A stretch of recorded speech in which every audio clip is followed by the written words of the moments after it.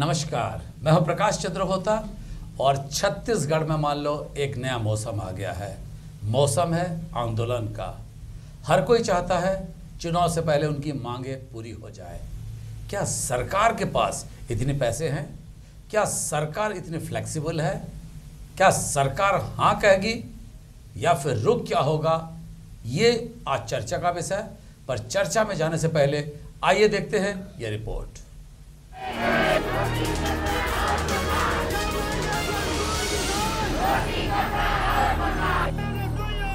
लेकिन अभी भी हमारी जो मुख्य मांग है सिविलियन की, उस पर कोई ठोस निर्णय नहीं हुआ है, जिसके कारण से प्रदेश के शिक्षा कर्मियों को हड़ताल में जाना पड़ा। पूर्व में कभी कभी मतलब विज्ञापन के तहत कई बार मांग करें, कई बार हड़ताल भी करें। शासन हमारा अभी तक के जवाब नहीं देवा थे। हमार मन के मांग है न्यूनतम मजदूरी।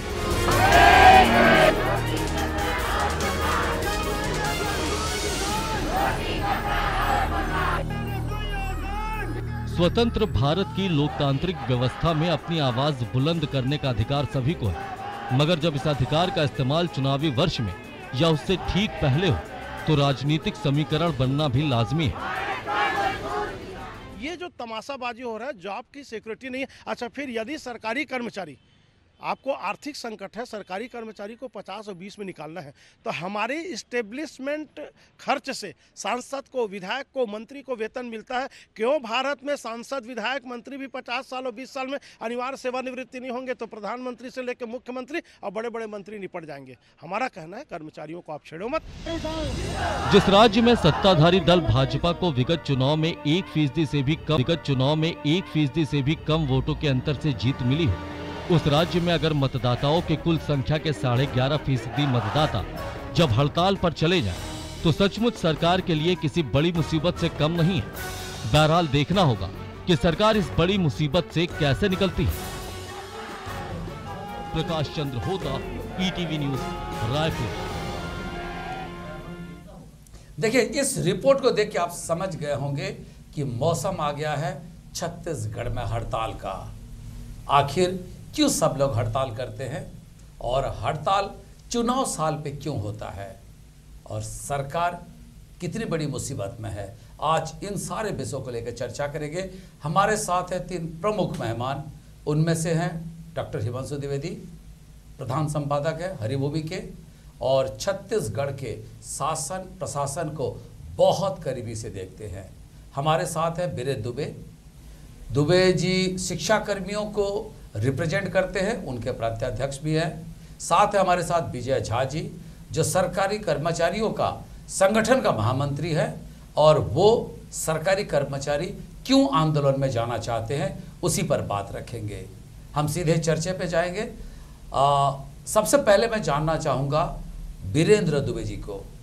दुबे जी, आज कैबिनेट की बैठक थी, आपको लेकर कोई निर्णय नहीं हुआ, क्या उम्मीद थी ऐसे ही?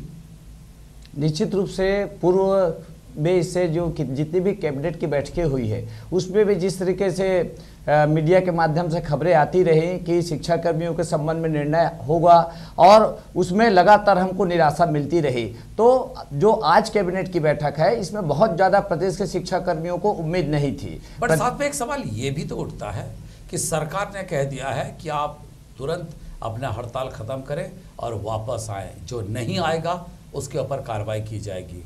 क्या कहेंगे? प्रदेश के शिक्षा कर्मी जब भी हड़ताल में जाते हैं तो वो इसके लिए मानसिक रूप से तैयार रहते हैं कि सरकार आंदोलन को कुचलने के लिए इस तरीके से हथकंडे अपना सकती है। मुझे लगता है कि अल्टीमेटम से समस्या का समाधान नहीं होना है। आप अल्टीमेटम देंगे, निलंबित करेंगे, बर्खास्त करेंगे, इससे जो है स्थिति और बिगड़ेगी। मैं आपको बताना चाहता हूँ कि अभी हम प्रजातांत्रिक तरीके से 146 विकासखंड में बैठकर धरना प्रदर्शन कर रहे थे शांतिपूर्वक, लेकिन अल्टीमेटम का बेअसर हुआ रहा और पूरे प्रदेश में आज संख्या बढ़ गई। जो महिला शिक्षाकर्मी थे उनके पति भी शामिल हुए और जो जेंट्स शिक्षाकर्मी थे उनके पत्नियां भी आईं और यह आंदोलन जो है हमारा राजधानी की ओर रुख कर रहा है। हम इन जो धमकियों से डरने वाले नहीं हैं और पूरे प्रदेश के शिक्षाकर्मी तो आप भी दे रहे हैं। विजय झा जी, आप कह रहे हैं कि जब विधायक और सांसदों को अनिवार्य सेवानिवृत्ति नहीं दी जाती फिर अधिकारियों को क्यों दी जाती है? उनको तो 5 साल बाद जनता ही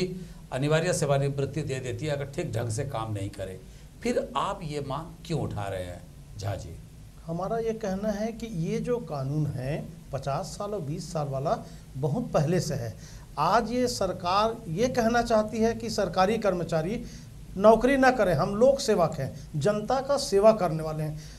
सरकार चाहती है हम जनता की सेवा ना करें, मैं अपने अधिकारी का चमचागिरी करूं। मेरा अधिकारी मुझसे कितना खुश रह सकता है, काम करूं या ना करूं इससे कोई मतलब नहीं है। वो खुश रहेंगे तो मेरा CR अच्छा रहेगा और मैं नौकरी में रहूंगा। साथ ही आज जब देखा गया कि करीब करीब 20,80,000 सरकारी कर्मचारी या सरकार से जुड़े हुए लोग आंदोलन पर हैं, ये क्या कहा जाए? इसको देख के क्या कहेंगे आप? आंदोलन के लिए छत्तीसगढ़ में तो मैं कहूँगा कि मंत्रालय में बैठे हुए अधिकारी आंदोलन के लिए प्रेरित कर रहे हैं। देखिए हम कोई नई मांग नहीं कर रहे हैं। 2013 के चुनावी घोषणा पत्र में कहा गया था यदि भारतीय जनता पार्टी की सरकार बनेगी तो प्रदेश के कर्मचारियों को 4 स्तरीय पदोन्नत वेतनमान दिया जाएगा। मध्य प्रदेश सरकार ने 30 सितंबर 14 से लागू कर दिया है। आज देखिए पूरे देश में महंगाई एक बराबर है, 97 रुपया गैस सिलेंडर का रेट बढ़ा, डीजल पेट्रोल का रेट बढ़ा। फिर पूरे देश के केंद्रीय कर्मचारी 5% महंगाई भत्ता प्राप्त कर रहे हैं, मध्य प्रदेश के कर्मचारी 4% प्राप्त कर रहे हैं और छत्तीसगढ़ के कर्मचारी 0% महंगाई भत्ता प्राप्त कर रहे हैं। कहाँ इक्विटी बिफोर लॉ है? आपको कहाँ समानता दिखता है? जब महंगाई पूरे देश में एक है तो वेतनमान एक होना चाहिए, महंगाई भत्ता एक होना चाहिए। और सबसे बड़ी चीज़ है सर कि आदमी अपेक्षा करता है। चुनाव के पहले हमको ये वादा किया जाता है तो हम उनसे अपेक्षा करते हैं कि हमको वादा किया गया था पूरा होगा। हिमांशु जी एक बहुत बड़ी सवाल है, क्या एक 5वां मौसम भी आता है क्या हड़ताल का? क्योंकि अक्सर हम देखते हैं ठीक चुनाव से पहले हर कोई अपनी मांग मनाने के लिए आंदोलनरत हो जाता है, पर उन जनता की, उन पब्लिक की, उन गरीब लोगों की आवाज़ जो है इसमें दब जाती है। क्या कहेंगे आप? देखिए इसके अंदर का जो चुनावी वर्ष होता है उसमें हड़ताल के आपको ज़्यादा मामले इसलिए देखने में आते हैं कि सरकार का रवैया उस समय पर चुनाव के दृष्टिकोण से होता है, ना कि अपनी वित्तीय स्थिति, ना ही ज़रूरतें, इसको ध्यान में ना रखते हुए अपने वोट बैंक को सुरक्षित रखने का प्रयास होता है। इसलिए आप देखेंगे कि अधिकांश सरकार है, सवाल रमन सिंह की सरकार का या भाजपा की सरकार का नहीं, पूरे देश भर में ही ये वातावरण रहता है। तो ये चुनाव के जो अपने सकारात्मक और नकारात्मक परिणाम, उनमें से एक परिणाम आप इस रूप में भी देख सकते हैं कि इस समय में मांगे माने जाने की संभावना ज़्यादा रहती है, इसलिए व्यक्ति इस तरफ प्रेरित होता है। तो ये एक स्वाभाविक रूप से बना हुआ संस्कार है जो 70 साल में इस देश के अंदर पल्लवित हुआ है। तो ये तो सिलसिला रहेगा ही। अब सरकारें अगर इसमें कोई दमखम का प्रदर्शन करें तो ये सिलसिला रुक जाएगा, लेकिन इसकी संभावना कम ही रहती है, क्योंकि कौन सी सरकार वोटर को अपने से नाराज होने देना चाहेगी? कोई सरकार भले ही हम चले जाएं लेकिन हम राज्य हित में ये फैसला नहीं लेंगे। अमूमन ये साहस सरकारों के द्वारा नहीं दिखाया जाता। फैसला इस आधार पर होता है कि क्या फैसला हमें पुनः सत्ता में बनाए रखने में कारगर होगा, वो फैसला लिया जाता है। जैसे एक बड़ी बात है, 2003 में नंद कुमार साय जाते हैं, नेता प्रतिपक्ष थे, और वो कहते हैं हमारी सत्ता आने से 1 घंटे के अंदर हम आपकी सारी मांगे पूरी कर लेंगे। क्या इतनी आसान है किसी चीज़ को जो सिस्टम के पार्ट पे सम्मिलित करना हो, जो पॉलिसी डिसीजन है उसको लेकर नेता इस तरह का बयान दे? सही है? देखिए कुल मिला के वादा तो होते ही तोड़ने के लिए है, ये एक जन सामान्य के अंदर स्वीकारा जा चुका है। तो इसमें कमिटमेंट कहाँ है? अब कमिटमेंट तो ये भी थी कि 100 दिन के अंदर विदेश से काला धन आ जाएगा, आ गया क्या? तो ये तो अलग अलग विषयों पर, चाहे नंद कुमार साय ने कहा, अभी अजीत जोगी जी ने कहा है, अजीत जोगी जी ने बोला है कि जैसे ही मेरी सरकार बनेगी शिक्षा कर्मियों को मैं पहला निर्णय लेके नियमित कर दूंगा, सम्मिलित कर दूंगा। लेकिन जब जोगी जी को 3 साल मौका मिला था तो क्या उन्होंने दिग्विजय सिंह के समय पे भर्ती किए गए शिक्षा कर्मियों का संविलियन किया था, उन्हें नियमित किया था क्या? शिक्षा कर्मी तो वही है, व्यवस्था तो वही है। जब 3 साल उन्हें मौका मिला था तब तो उन्होंने ये फैसला नहीं लिया, लेकिन आज वो ये घोषणा करके चाह रहे हैं कि शिक्षा कर्मी इस माध्यम से उनकी नवगठित पार्टी के साथ जुड़े। महत्वपूर्ण बात यह है कि शिक्षा कर्मियों के संदर्भ में, क्योंकि इस समय सबसे बड़ा मुद्दा शिक्षा कर्मियों का, इसलिए मैं उसे रेखांकित कर रहा हूँ, बाकी जो जाजी के अपने विषय हैं वो भी हैं, लेकिन शिक्षा कर्मियों के संदर्भ में सबसे महत्वपूर्ण जो है वो संविलियन नहीं है, महत्वपूर्ण है सरकार की नीति कि सरकार शिक्षा के संदर्भ में, खासतौर में स्कूली शिक्षा के संदर्भ में किस दृष्टिकोण के साथ आगे बढ़ना चाहती है।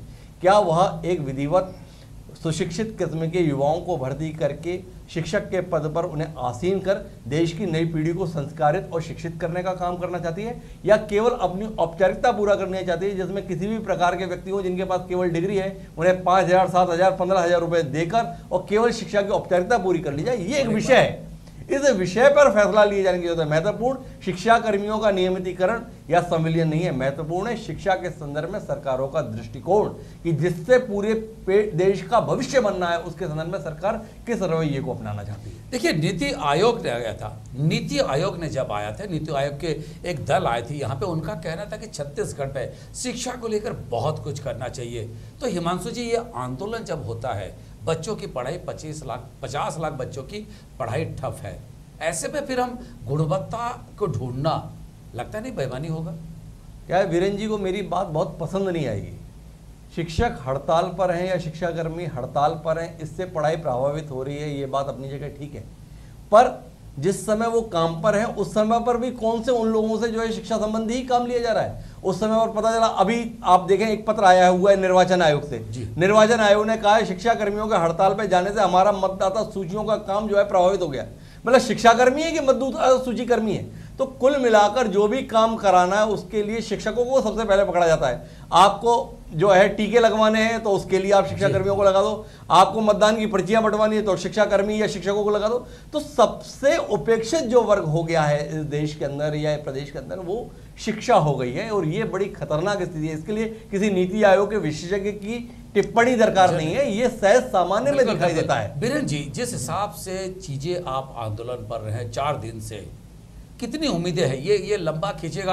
क्योंकि आज स्कूल शिक्षा मंत्री ने, केदार कश्यप ने कह दिया कि ये पंचायती राज विभाग की है, और सूत्रों ने हमसे कहा कि जो पंचायती राज मंत्री है वो कह रहे हैं कि कोई हमसे तो पूछ ही नहीं रहा है भाई, तो हम उसमें क्यों दखल दें? तो क्या लगता नहीं आपको लंबा खींचेगा? आपकी व्यक्तिगत क्या राय है? मुझे लगता है सरकार को इसमें इच्छा शक्ति दिखानी चाहिए। प्रदेश के शिक्षा कर्मियों के संविलियन में किसी भी प्रकार की कोई संवैधानिक बाधा नहीं है। चर्चा किससे हो रही है? आप अपनी जगह पर है, सरकार अपनी जगह पर है, ऐसे में तो समाधान का रास्ता निकलेगा ही नहीं। नहीं, हम चर्चा करना चाहते हैं। देखिए, बात करने से ही बात बनती है। हमसे बात पहले किया गया, हमने बात किया, हमने अपनी बात रखी। हमको कहा गया कि लगभग 7 बिंदुओं में सहमति बनी है, और एक बिंदु जो है सिविलियन का, उसके लिए माननीय मुख्यमंत्री के पास आप बात रख दीजिएगा। और इसमें लगभग जो है, पिछले दिनों भी जब आए थे आप हमारे लाइव पे यही कहे थे। जी हाँ। क्या आपके किसी से अभी भी अनौपचारिक रूप से कोई चैनल खुला है जिससे जरिए चर्चाएं हो रही है सरकार के या सरकारी दल के किसी से?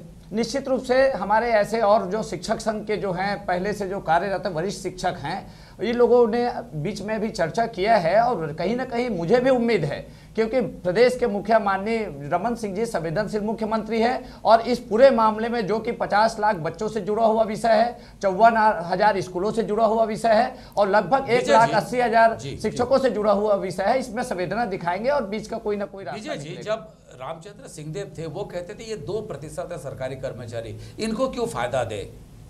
अब स्थितियां बदल गई है, पर फिर भी आप ज्यादा मांग रख रहे हैं। कितनी उम्मीदें हैं विजय जी? रामचंद्र सिंह जी को मालूम हो गया कि 2% हैं, वो 2% क्या कर सकते हैं। आज वो रामचंद्र सिंह जी कहाँ हैं? सवाल उस बात का नहीं है। देखिए, सरकारी कर्मचारी भी शासन का और जनता का सेवक है।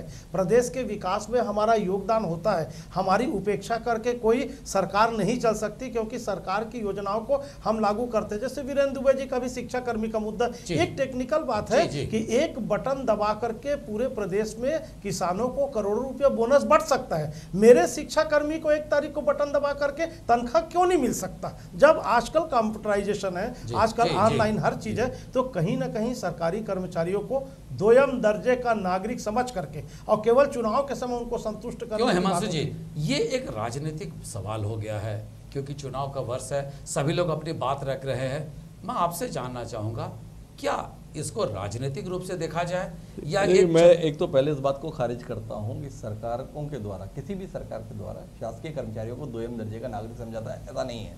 और अगर समझा जाता है तो समय समय पर, चाहे वो वीरेंद्र दुबे जी का संगठन हो, चाहे झाजी का हो, ये समय समय पर सरकार के तमाम मंत्रियों और मुख्यमंत्री की प्रशंसा में इतने कसीदे करते हैं, जो हम समय समय पर पढ़ते रहते हैं, सुनते रहते हैं, दिखाते रहते हैं, छापते रहते हैं। अभी भी वीरेंद्र जी कह रहे थे कि रमन सिंह जैसे संवेदनशील मुख्यमंत्री अगर है तो हमें उम्मीद है।